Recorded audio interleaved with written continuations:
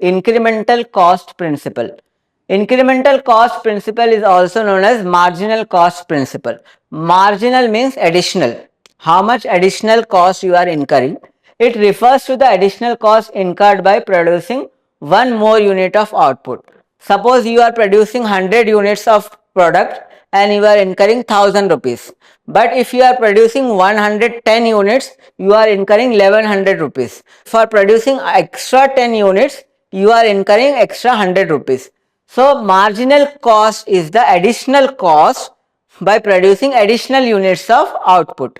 So it helps in decision making by assessing the impact of producing additional units on total cost and profitability. In economic, we have the concept of fixed cost and variable cost.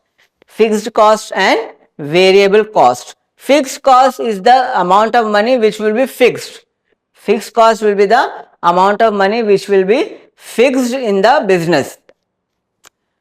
And variable cost is the cost of money which is not fixed, which is keep on changing into the business.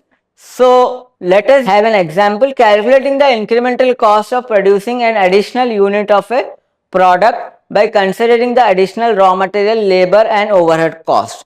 Suppose if you are already producing 1000 units of product and for producing 1000 unit you are incurring 10,000 cost. But if you want to produce 1100, you are incurring suppose 10,500 only. So extra 100 units are getting produced by extra 500. So this is beneficial.